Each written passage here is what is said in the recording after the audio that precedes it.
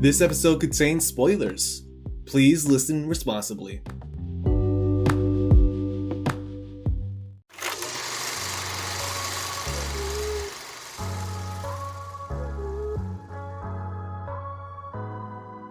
Hello everyone, my name is Jason Ramirez and welcome to Season 2, Episode 6 of the Hit List Podcast. A podcast where me and a guest cross up films from our watch list by watching them. I am joined today by Los Angeles-based editor Noah Diamond. Noah has edited for Dimension 20, a Dungeons & Dragons show on College Humor. He's also a cast member on Danger Town, a Dungeons & Dragons podcast. And he's currently assistant editing for Ultra City Smith for Stupid Buddy Studios. Welcome, Noah. Thank you so much for being here. Thanks for having me. So, can you tell us a little bit more about this fencing you enjoy? I saw on your website. Oh, that was something I did in college. I haven't touched it in a while because it's an extremely expensive hobby, unfortunately. And without access to college priced academies, it's pretty prohibitive to participate in. Like back in school, let's say elementary school, I always wanted to become a swashbuckler, kind of like Robin Hood. Then you want to pick up saber fencing. I did archery for a little bit. It didn't, because I was trying to scratch that fencing itch, but it didn't really hit the same sweet spot for me. I have a lot of friends who are really into archery, but just fencing is an interactive activity with someone else, whereas archery is about refining just your own form and procedure and whatnot. I see. Well, you would know more about it than I do, because I've never done archery or fencing. I've done I did Kali Sinawali, which is Filipino stick fighting. Gotcha. And it can kind of translate into sword fighting if you want to, but we mostly just fought with sticks, before coronavirus. I mean, check out your local community colleges, see if any of them have fencing classes. It's probably have equipment and stuff too. I had my own. I got to the point where I had my own gear. I was invested that much, but if I remember, some academies out there, $50 a month, and that's an affordable fencing academy to go to. And then also in college, everyone's there to have fun. It's all it's whereas if you're starting to pay to go to an academy, you're getting the people who are a really competitive level, and I was never really at that level. I was just there to spar and have a good time. So it also was a little bit the groups aren't as much of a fit out in the real world. Yeah, I can get that. So before we get started in discussing what movies we're going to talk about today, can you tell me a little bit about your streaming viewing habits? Whenever you sit down to watch a movie, do you choose something new or do you stick to your favorites? I definitely I'm a big rewatcher for sure. Right. Probably maybe a little bit less with movies than I am with TV. But I mean, for me, I've got ADHD that manifests pretty bad when watching media, when consuming media rather. I check my phone on loading screens and video games and stuff. And so I'm bad about watching movies at home in general, because it's really I need that theater environment to force myself to give 100% of my focus to a movie. So I don't tend to watch as much new movies as home. So when I watch a movie at home, I will throw something on. But if I'm throwing something on, it's usually going to be a TV show. So sometimes if it's a movie, chances are it's something I'm going to try and put that effort in to focus on. If that makes sense. But I honestly don't consume a ton of movies at home, which means I haven't consumed a ton of movies in the last year, which is unfortunate. You're kind of the opposite of, what's his name, Andy, who was my previous guest. Andy Young? Yeah, good friend. I think he said 500 movies last year. And Andy is hardcore when it comes to that stuff for sure. I mean, I got a good number of movies in 2019. I also did a few film festivals in 2019, so that really helped. I did Sundance and got an absolute ridiculous number of movies in for that span of days. But yeah, at home, I'll just rewatch a sitcom instead. I have a question, because the only film festival I've been to was my college's film festival, which my film was wrongly not included in there. This is my personal opinion and opinion of my friends, but that's whatever. It still got into international film festival. But how does one attend a film festival? If you get to a film festival, do you just go there and watch movies? Because I hear people network there, but how do you?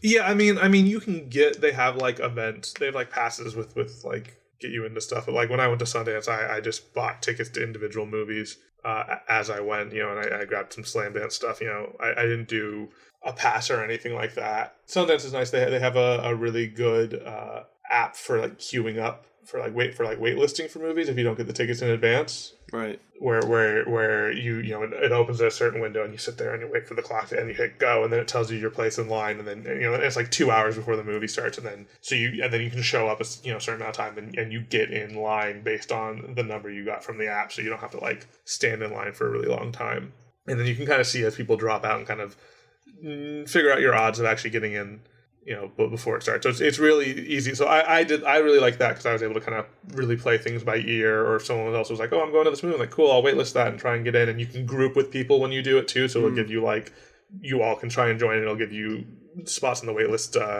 adjacent to each other and stuff. So like I got a few tickets in advance, and I bought a lot of tickets off of people who couldn't make it to movies and stuff, who were like in my friend group and stuff. And that was basically it. I didn't. Yeah, there's panels and stuff like that you need the passes to go to, and I didn't do any of those. Yeah, it was just a lot of fun, really cool. So it's basically like San Diego Comic-Con. Kind of, yeah, kind of like Comic-Con. Yeah, the lines are a lot better than Comic-Con for sure. So the two films we'll be discussing today are Withnail and I, directed by Bruce Robinson, and Dog Day Afternoon, directed by Sidney Lumet. So, Withnail and I is a 1987 British black comedy film written and directed by Bruce Robinson. It's loosely based on Robinson's life in London in the late 1960s. The plot follows two unemployed actors, Withnail and I, portrayed by Richard E. Grant and Paul McGann respectively, who share a flat in Camden Town in 1969. Needing a holiday or vacation for American audiences, they attain the key to a country cottage in the Lake District belonging to Withnail's eccentric uncle Monty and drive there. The weekend holiday proves less recuperative than they expected. So Withnail and I was on Noah's list. Noah, why was this film on your list? This movie was recommended to me by a good friend because I'm a fan of Paul McGann, particularly Paul McGann's work on Doctor Who. And he was like, oh, if you like Paul McGann, you got to check out Withnail and I. And I like Richard E. Grant too. I'm a fan of his. He also was in Doctor Who, funny enough. And so, and definitely, looked interesting enough. And it just kind of has been on the back burner of my watch list for a few years, of just a piece of passing interest, I suppose. And so when you mentioned, I was trying to think of what's a movie I've been meaning to watch, and for whatever reason, something reminded me of it. And I was like, oh, cool, yeah, Withnail and I, that's one we could do. I just realized that Paul McGann was the Eighth Doctor. Like, when you just said it, I'm like, that's why he looked and sounded familiar. I'm like, Yeah, and I'm a big fan of his audio drama work with Big Finish, which if you haven't checked out, his on screen work as the Eighth Doctor is incredibly limited. He just did the 1996 TV movie that was the failed reboot of Doctor Who, and then he had like a little 5-minute episode before the 50th anniversary special in 2013. But in between there, he has become the most prolific performer for Big Finish, who does Doctor Who audio dramas, has been doing this since the late 90s, and he's, I think, done more than any other actor. They've got basically everyone has done it at this point. Every living Doctor Who actor has done it at this point, and he just has gained a huge following. And it's a real shame he didn't have more time on the show proper, because he's absolutely my favorite Doctor, and he's just really fantastic in the role. I want to check out more audio dramas, because this past summer I was listening to a Stephen King audio drama, which was for, what was it called? Salem's Lot. Yeah. It was, I think it was from the BBC radio station. And I've never been scared of like an audio drama before. Like, I was really scared throughout the whole thing. I was like, oh, what's going to happen next? Because I've never seen or read Salem's Lot, but like hearing the audio drama like felt like I was there, and I was scared for the people. Yeah, audio dramatizations can be really great. I did the BBC did a good one of Good Omens a while ago that I listened to. I'd read the book years and years and years ago, and I listened to ahead of the show coming out. It's Peter Serafinowicz as Crowley, and he does a really good job in the role. Those sonorous tones, very Alan Rickman performance of the character. They can really be a really great format for storytelling. So I want to ask you real quick. I have my own thoughts, but I want to hear your thoughts first. What were your initial thoughts of Withnail and I, like as a whole? Like initial after finishing it, or initial as in like when starting it. I'm being so pedantic. Let's hear both. Like, when you started watching it, what were your thoughts? And after you finished it, what were your thoughts? I mean, I was prepared going in for it to be kind of a movie about nothing.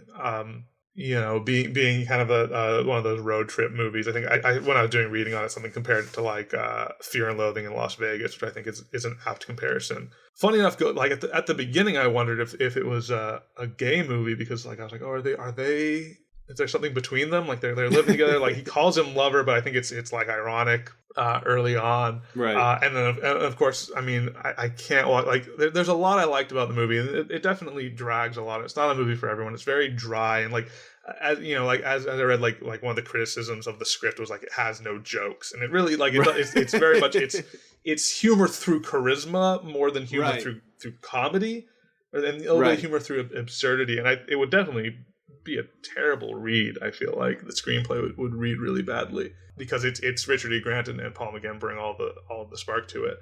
But with everything, I walk away from the movie and just the plot line with Monty is just really hard. It really sours the kind of everything about the movie for me. Right.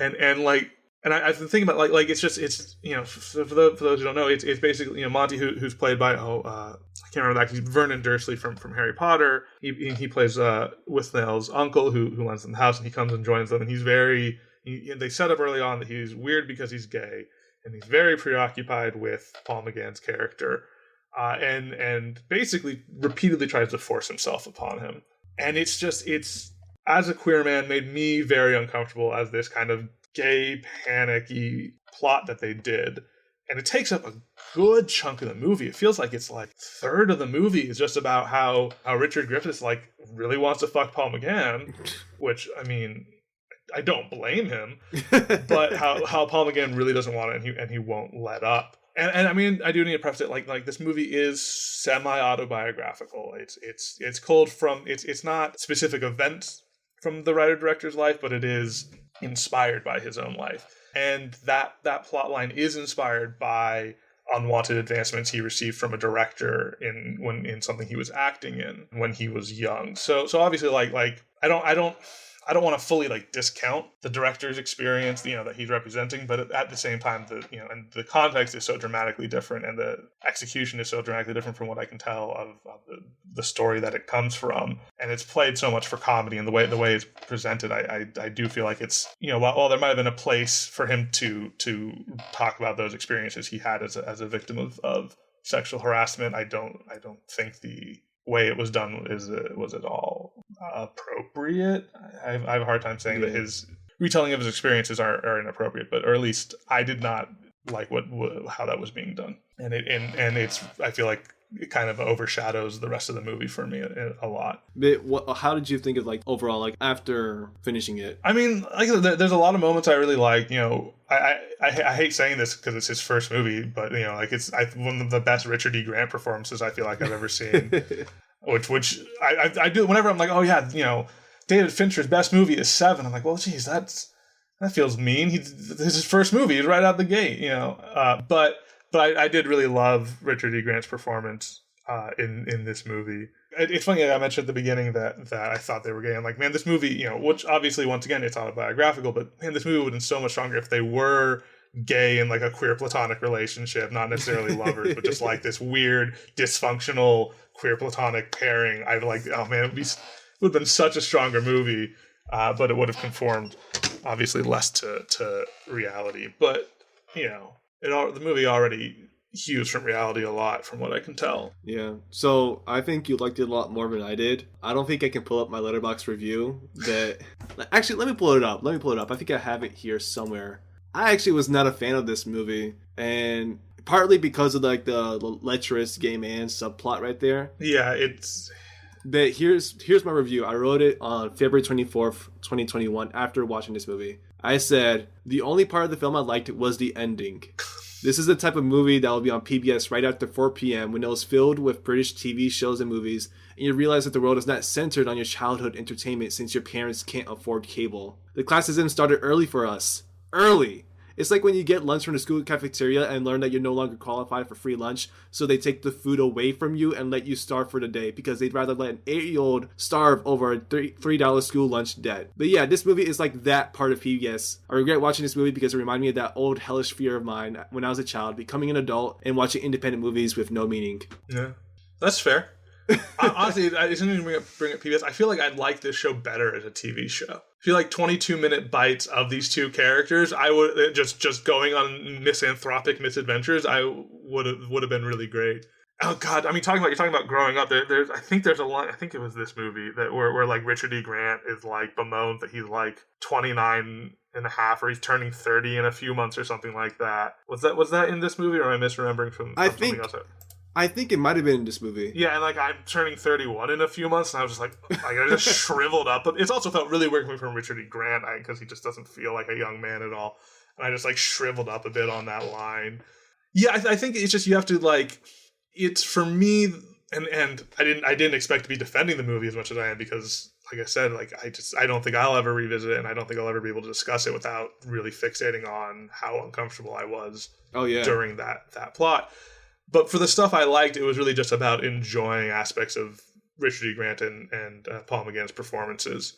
I think is where the pleasure in this movie comes from is they're just very fun actors and they work really nicely together. Which is why in a 22-minute TV show, I guess it wouldn't be 22 minutes if it was PBS or BBC because of advertising, but would be a really great format for it. Yeah, definitely thinking like if it's like a limited series for BBC, which is like they're famous for that, like a 6-episode format, I think it would have been perfect for this film because it just didn't feel like a movie. And there's even stories about the production where what's his name, Dennis O'Brien, who oversaw the filming on behalf of Handmade Films, which is like the studio behind it. And that's George Harrison's studio, right? I think so. But yeah, George Harrison also produced the film, like he also funded it.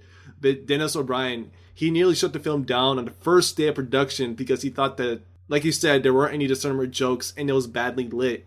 Yeah, it just feels like a very long episode of a TV show that doesn't exist, you know? Yeah. But like I do agree with you right there. Paul McGann and Richard E. Grant, they're great performers in this film. Like you can tell that they really are great actors. And another thing that I like about this movie is that it has like the basic camera movements that you learn in film school, but like not obnoxious, if you know what I mean. Yeah, it's a good foundational. Yeah, like, God, just like every time like when the bull shows up and Richard he scrambles over the wall and he's like yelling, just run at it. Like that's a really good that scene, which I didn't even really think about as being a scene I really liked. Like the tea room scene really stands out. Like that's one of the most famous scenes in the movie. But like that bull scene is like such a great scene of their dynamics. I really think everything positive I'm saying is just really being clear about how much I really like Paul McGann and Richard E. Grant, and that's I think that's how this became such a cult movie. And this movie launched both of their careers, which I actually was going to mention. Like one of the things I read is that Paul McGann auditioned for the role and got turned down for it, and convinced them to let him re-audition with it because they didn't like his accent. I think was what it was. Yeah, that's the one. Yeah, and so he like worked on it, did some accent work, and came back.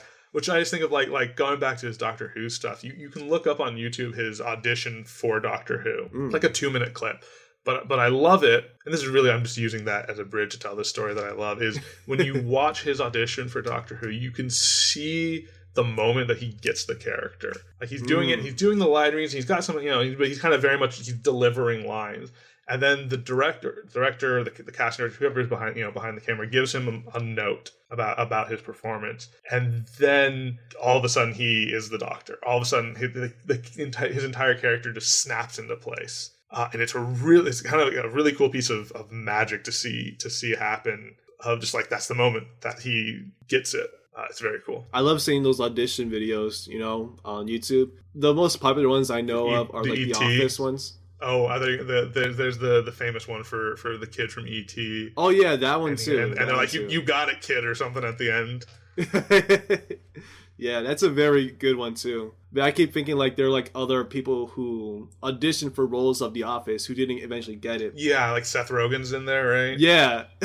If you think about it, it wouldn't be the same character of Dwight if Seth Rogen got it. Yeah. I do want to mention, like, too, I'm a huge Beatles fan. I used to play a lot of Beatles songs back in high school on my guitar, because I was that kid with the guitar, I was that kid. Did you play Wonderwall? No, I did not debase myself with Wonderwall. But I did play a lot of songs very terribly. But While My Guitar Gently Weeps was one of my favorite songs when I was 14, 15. Oh, that must be a hard one.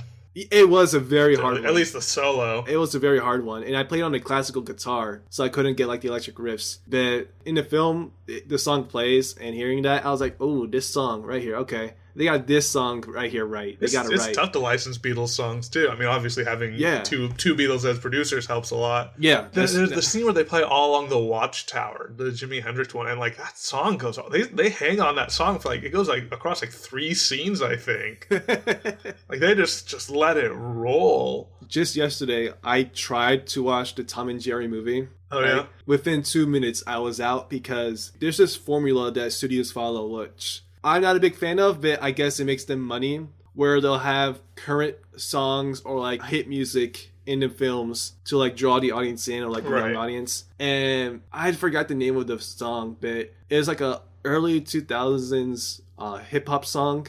And then like there are pigeons, animated pigeons, who are flying throughout real life New York.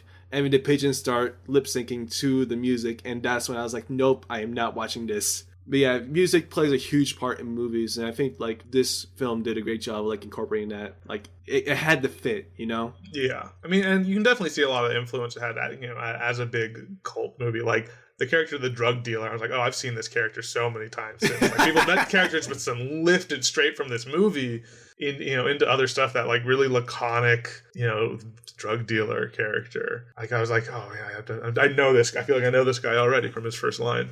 Yeah. So I do want to mention like this movie. It's routinely regarded as being among the finest British movies ever made, which I kind of feel sorry for them if that's one of the finest ones. But its influence has been cited by several filmmakers. So Shane Black's The Nice Guys is like partly influenced by this movie. I can see that. As well as David Gordon Green's Pineapple Express, which I can very much see that part. And Mark Duplass's Jeff Who Lives at Home.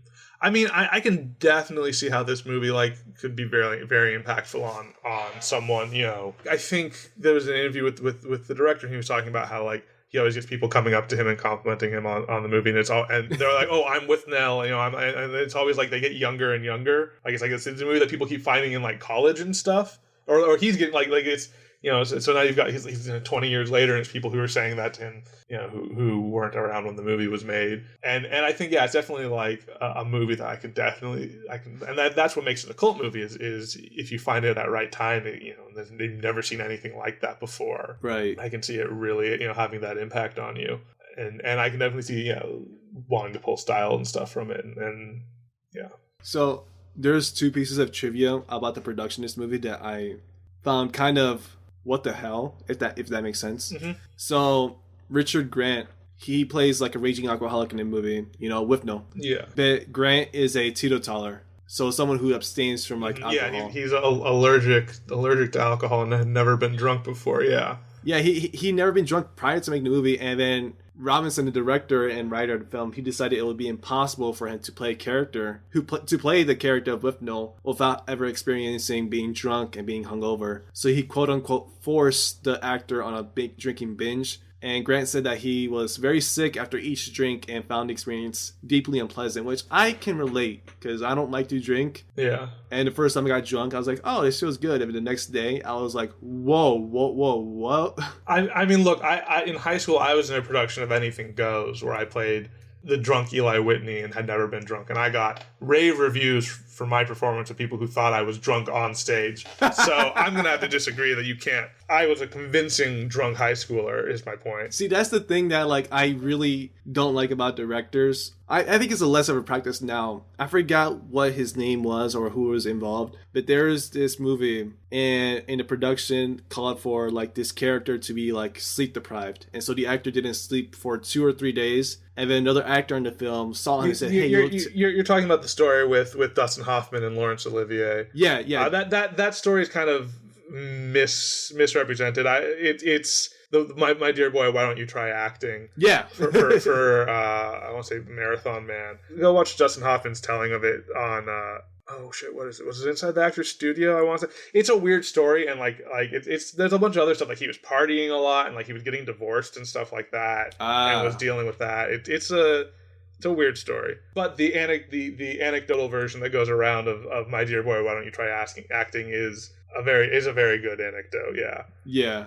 Just try acting, man. Yeah. And also with the lighter fluid, when Withnail drinks a can of lighter fluid, Robinson changed the contents of the can between takes from water to vinegar to get a better reaction from Grant. It's funny, I don't especially remember Grant's reaction. Me neither. Like it's not like he spits it out and like it's not like it seems like he drinks it and goes, oh wait, this is disgusting, and spits it out. I don't remember him having like an especially big or notable reaction to drinking the lighter fluid. So like he kind of wasted some vinegar right there. Well, yeah. Could use it for salad. So do you think you should have seen this movie sooner? I suppose. I mean, yeah. It probably, if I was younger, it would have had more of an impact on me. But also, if I was younger, I probably would have. Well, I mean, I would have liked it more because I probably would have been less uncomfortable with the stuff we've discussed as well. Right. Which not necessarily. I think overall, not necessarily a good thing, but it would have made the movie more enjoyable if I was blind enough to not care about that kind of stuff. And now a word from our sponsors. Now back to the show. All right, and then we're also going to talk about Dog Day Afternoon, which is the movie that Jason picked. It's a 1975 biographical crime drama directed by Sidney Lumet, produced by Martin Bregman and Martin Elflin. It famously stars Al Pacino, John Cazale, James Broderick, and Charles Durning. Written by Frank Pearson and is based on the Life magazine article Boys in the Bank by P.F. Klug and Thomas More, which chronicled a 1972 robbery and hostage situation led by John Wojtowicz and Salvatore Naturiel. I'm sorry, everyone. At a Chase Manhattan branch in Brooklyn. I didn't know much about this movie going in. I think I thought it. I mean, right before I went in, I knew it was a bank robbery, but leading up to that, I think I thought it was a cop movie. I may have just been mixing it up with Serpico, though. Yeah. Which is, a similar period Al Pacino movie. Yeah, so the reason why it was on my list is because I've been hearing about it for the longest time. I think I was reading a book. I think it's How to Shoot Video That Doesn't Suck. And at the end of the book, the author lists recommendations to watch to become a better editor or better filmmaker. Mm-hmm. I think Dog Day Afternoon was one of them. And it's also been mentioned in a lot of editing tutorials I take online, with LinkedIn Learning. So I mean, Dee Allen is a pretty legendary editor, so you can't go wrong with. And she got an Oscar nomination for it too. That's great because she did an amazing job right there. Yeah. And speaking of Oscars, this movie famous. John Cazale, famous Oscar trivia, I suppose. John Cazale was in 5 movies in his acting career, and every single one of them got nominated for Best Picture. Wow, I didn't know that. It's Dog Day Afternoon, The Godfather Part 1, The Godfather Part 2, Deer Hunter, and what was the other one? Oh, and The Conversation. Yeah, that's pretty amazing. My initial thoughts about this movie, when I first started watching it, I'm like, oh, it feels like a 1970s movie because it did take place in 1970s. And was filmed in the 70s, too. Filmed and set. Yeah, and I didn't think I would like it as much as I did, if that makes sense. Yeah. One thing I really wonder, I want to know if there were drafts before, how many of them before they got to the point of just opening with the bank robbery. I want to know if there were earlier drafts of this movie that had the whole first act leading up to the bank robbery. Because I can totally see a world where they kept reworking it. They're like, oh, the movie's too long. Oh, it's and trying to figure out what, and then someone goes, hey, what if we just lop that entire first act off and we just open with the bank robbery? I can see that. I've seen the process enough times that I can imagine that have happened. I'm not saying it did, but it would make sense to me because you kind of start just writing out the whole story and then you refine it. And I could see that. And maybe it was in outlining. Maybe it was in the first draft. Maybe they got really far and couldn't figure it out, and that was where the magic came in. I don't know, but I can imagine that being the case. Yeah, because with most robbery movies, they kind of plan it out beforehand. And they show it, and then they do the robbery is usually in the second act. But no, this is from the beginning. They start out with the bank robbery, and it's a great choice. Yeah, but regardless of when they came up with it, it's a great choice. I will say, some trivia that I found out when I was doing research on this was when they were trying to get the rights for the film, they interviewed each of the hostage or people involved with it, and they offered each hostage $600 for the rights to the story. And one of the hostages, she demanded more money, so they didn't give her any money and just cut her out from the script. Oh wow, that's petty. Yeah, but a lot of great things have been done through pettiness. Yeah, I do love speaking of that. the real life Sonny, was paid like $7,000 plus like a royalty for his rights to the movie, and he did actually use that money to pay for his wife's gender confirmation surgery. Yeah, which I really love, and I will say like interesting parallels between these movies that were not planned, which is both in some regards based on true stories, and both in some regards handle queer plot lines in the movies. And if you would ask me going in which one I thought was going to handle them better, I would not have chosen the 1970s Al Pacino crime drama over the late 80s drunk theater kids comedy as being the one that handled that better. And Dog Day Afternoon doesn't handle its especially the trans stuff. It's not perfect, right? But it's considering 1975, like it's not bad, and it's a lot of outdated terms and ideas, but for 1975, it's understandable, and I thought that was actually handled pretty well. Yeah, especially like some of it's because like the recent stuff that's been happening, with police brutality. When the security guard was like the first one let out, and the cops immediately tried to arrest him because he was black. Yeah, I was like, why did I see this coming? Yeah. Oh, because it happens all the time. Yeah, it's not new. But like when they brought Leon, which the real person's name is Elizabeth. I don't really like the idea of dead naming her, but we don't have a real name, a transition name to call the character by. But the real life person's name was Elizabeth, and she unfortunately died during the AIDS crisis. Yeah. But when they first brought that character in, I definitely had a panic moment of like, I'm like, oh no. And she's in like the house dress and she's, clutching it close. I was like, oh, this is going to be like a Buffalo Bill kind of like bad portrayal. But the actor did a great job. He was also nominated for an Oscar. Prince Humperdinck from Princess Bride, which was kind of a trip. Yeah. Did a good job. I think between that and Sonny's queerness and the support he got, I think it was all very well handled. I was surprised to see it was Chris Sarandon, like you said, Prince Humperdinck, who played that role. He's very young in this movie. I think it was like 26 when for the production of this film.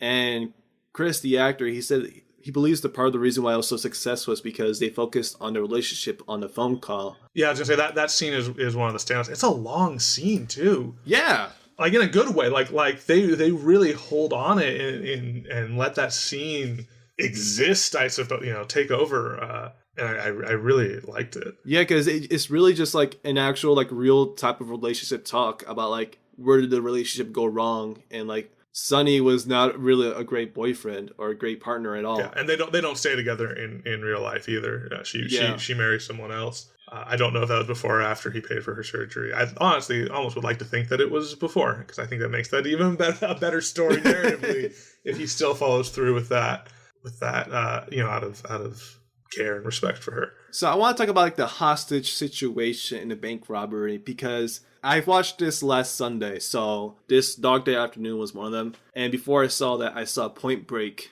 with Keanu Reeves and Patrick Swayze. Yeah, so like going from Point Break, which is about like surfers who go in and out of bank robberies within 90 seconds with a lot of money. Well, not as much money, but like still enough money, and then leave, to go into watching this movie, which is about a former bank employee trying to rob a bank for the first time and doing everything wrong. Yeah, it goes wrong. Like I knew it was I knew it was about bank robbery that goes wrong, but it goes wrong just immediately, just right off the bat. Nothing at any point goes right in this bank robbery. It started with 3 people, all right, and ended with only two of them alive, and one bailed almost immediately afterwards. Yeah, I kept wondering if he was going to come back, or if like nope. Like if he'd come back in a plot way. I mean, like if he was going to become significant to the plot, or if like the gun, because they had this extra gun, the third gun, the pistol that Sonny shoved in his waistband. Like I was waiting for that to be like a bit of a Chekhov's gun, or literally, or for him to like return in some way to the plot. But I think that might have just been there to adhere to real events and maybe to help with stakes, rather than being any sort of setup or foreshadowing. Yeah, because everything just went wrong. Like Sonny knew some things in the screenplay. Like he knew about like the, what are they called? Marked notes, I guess. Like the ink traps, whatever. Oh yeah. Yeah, and he knew about like the schedule, but he was wrong about the schedule. Well, he got wrong information from someone downtown. Yeah. So he got wrong and information. He knew to get rid of the ledger, but he should have just taken the ledger with him instead of burning it. Right, and burning it, and that's the thing that makes the people across the street to notice something was wrong. Even the people who are working at the bank are like, "You're doing this wrong." Like you can see in their face, like, "Why are you burning it?" Yeah.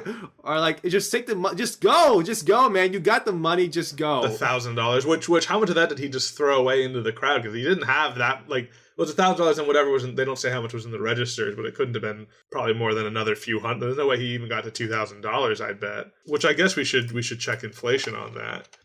Let me see. So $1,000, probably like $5,000 now. Let's look at the inflation calculator. Do you have one up right now? Yeah, I do.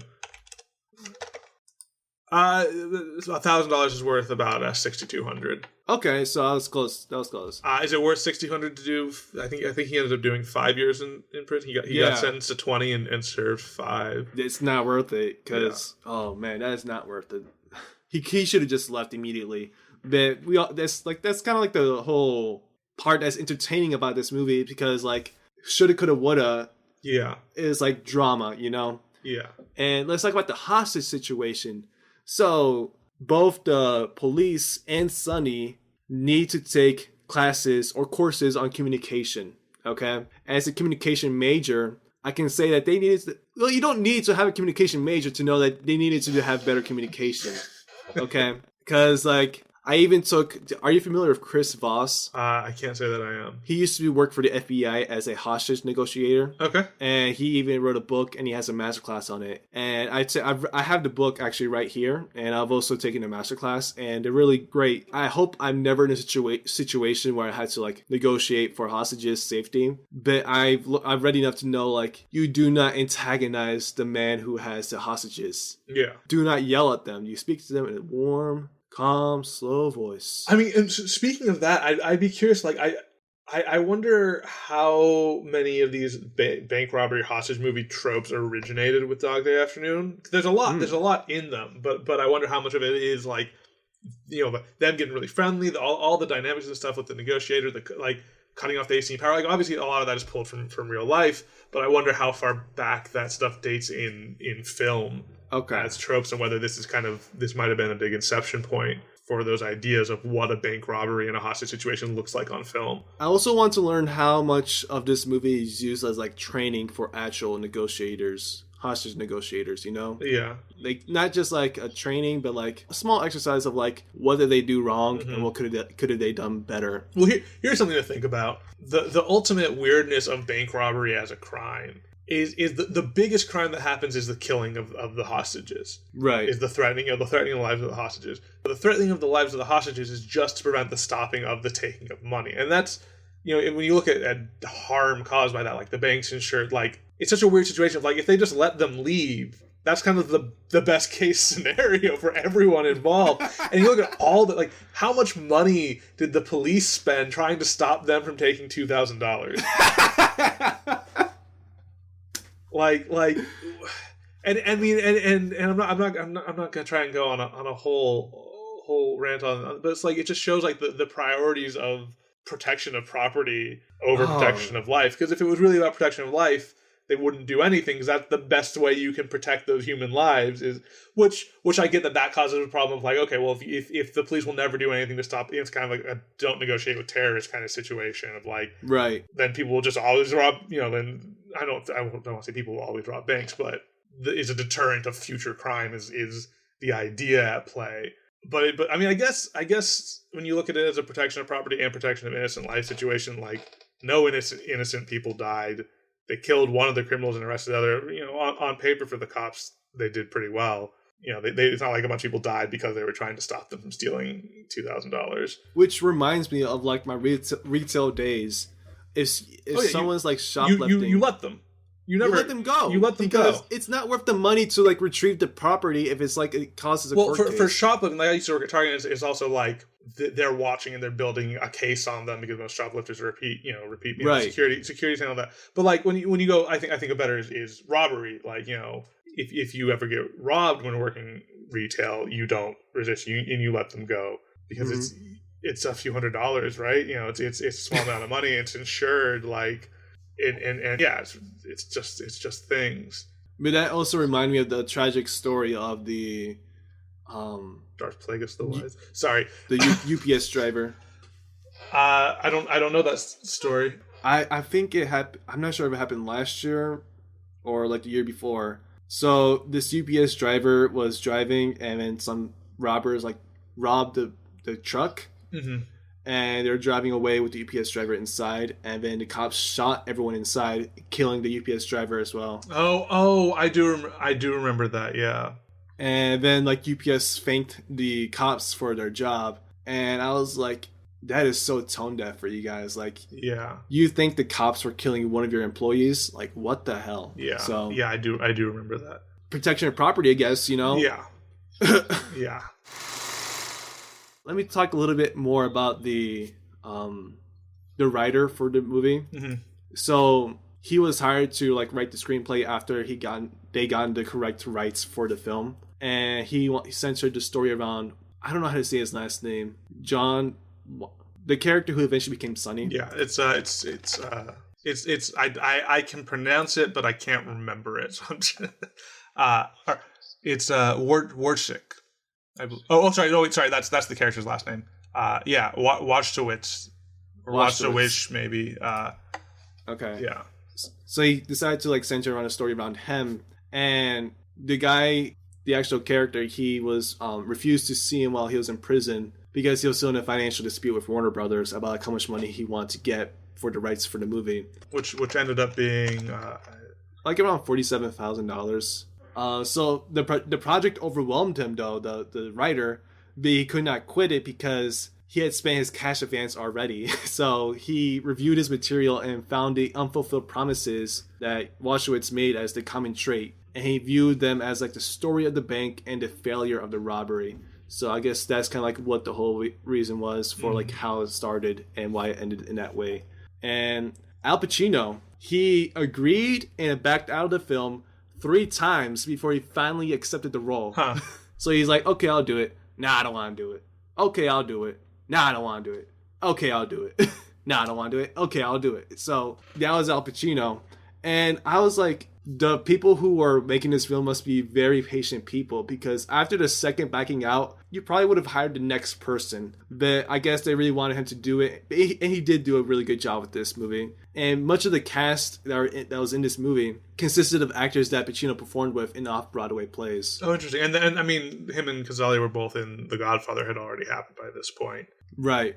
Which is, I'm just reading about his complaints about the accuracy, which he calls the movie about 30% accurate. One big thing being that he had already left his wife, and he didn't like his first wife, and he didn't like the portrayal of her and the way the movie blames her for him cheating. But something interesting is he doesn't like the movie insinuates that he sold out John Cazale to the police. Yeah, which I don't. I mean, I don't feel like the movie says that. Like he definitely lies to him about, they're like, oh, we're gonna take care of him. I don't see him having actually taken any active part in. So he's very uncomfortable. He says, no, don't do that. He says, I'm not going to sell him out. He didn't do anything. He just kind of did that one lie to placate him or to not rile him up. Speaking of which, Sal, the character of Sal, I was very terrified. I was scared that he was going to do something. Yeah, did you feel the same way? He was really building up, you know. And there's that moment when he like early on calls him over. And he's like about wasting, and you think he's gonna be like, oh, like, and he's like, I can do it. I'm ready to do it. And you're like, oh, jeez, like it's a turning point in the movie. One point that I was really anxious about was when one of the hostages asked for a smoke, and he says, "Are you a smoker?" And she's like, "No, but why not?" And he says, "Smoking can kill you. It can give you cancer." And she's like, "Okay." She scoffs at it too. It made me wonder, like, what was the state of awareness of the dangers of cigarettes, and probably not. Like she scoffs at it almost as if he was like, "Oh, vaccines will give you autism." Like her response to him saying that is almost like it's this weird, fringe, ridiculous statement. I think it was more in line with like More because of the circumstances. it's because of the circumstances. Like you're committing robbery and you're on the verge of like killing us, but you're worried about my health. Yeah, that's fair. I think that's what she was concerned about. Not with like the vaccines and autism. But you see what you... I do know what you mean. I do know what you mean. That part when she scoffs at him and like kind of makes fun of him, I was scared for her. You know, I was like, oh, he has a gun, and you're making fun of his beliefs. Please. Yeah, I definitely think, especially like there's I think we maybe both expected this to turn into like a bit of a Tarantino affair at the end of the movie, you know, and go that direction. You know, or a Bonnie and Clyde, which D.D. Allen also cut Bonnie and Clyde, so that would have been appropriate. Really? I guess. I don't think that's necessarily the type of movies that Sidney Lumet tells as much. I think that's not something that's good. Also, once again, reality.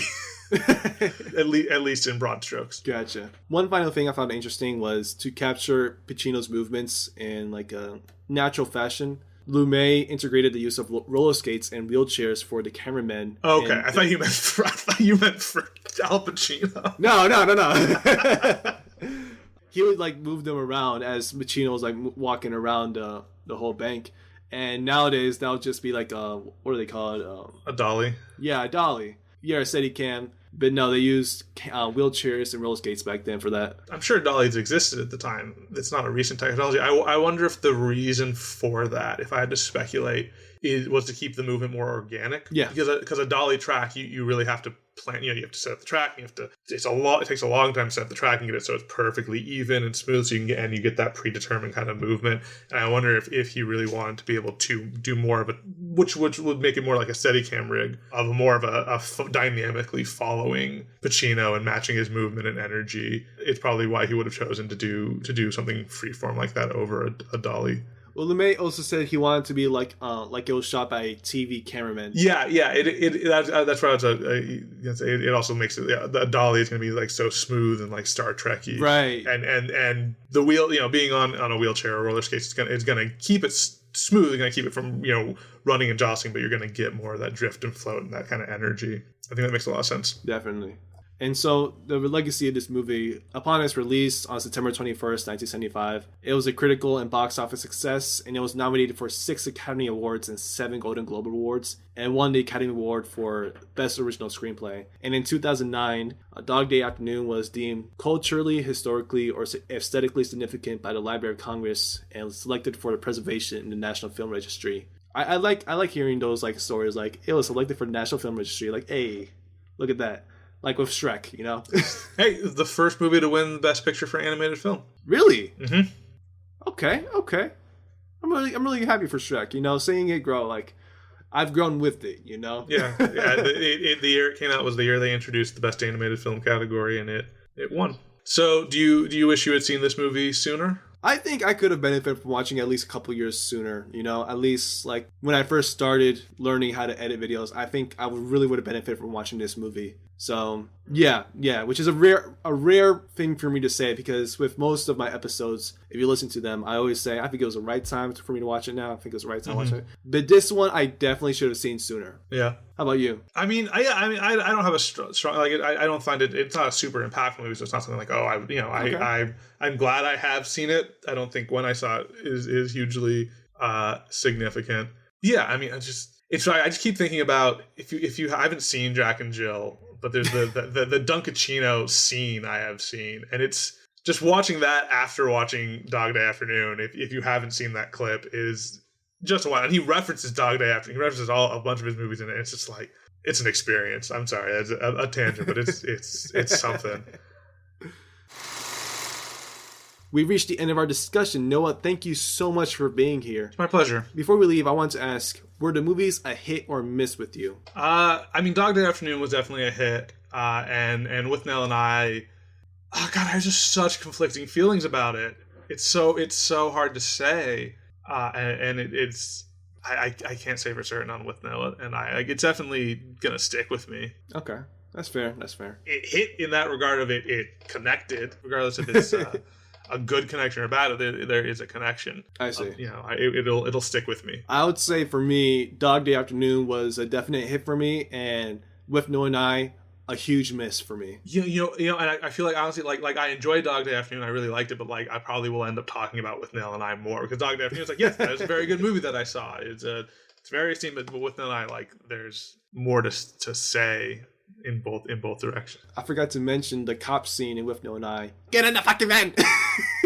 I feel like as soon as that line, I was like, I've heard that line referenced, like that bit or that character has been referenced in some way because it felt very familiar. Yeah, it did. Or that specific joke felt very familiar to me. It was very odd, out of nowhere, and the voice was very high. It was like, whoa!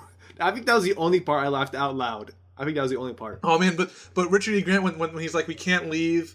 I need to have my big breakfast, and they cut and they're in the car and he's got the full breakfast spread on his lap and he's eating it and he's giving him driving directions that only his side of the windshield has a windshield wiper. Yeah, it's alright. I went into that movie wanting to really love it and wanting to come away with a great little artifact of cult British cinema that I could have, taken away from it. And I'm just so disappointed that it's tarnished and that it's not that. Yeah, I get it. So can you tell us what you're working on as well? Right now we're recording season 2 of Danger Town, which is the Dungeons and Dragons podcast. So season 1 is all out and available on yada yada yada platform. And we're recording season 2 right now. Working on this really interesting stop motion show for Stupid Buddy Studios. That's, I think, coming out later this year. That's very exciting. So that's the episode, folks. Thank you so much for listening, and until next time, cross off a new film from your list. Thank you for listening to the Hit List Podcast. If you like this episode, please consider giving us 5 stars and leaving a review. It really does help. You can also follow us on Facebook at The Hitlist Podcast and Instagram at _hitlist_podcast.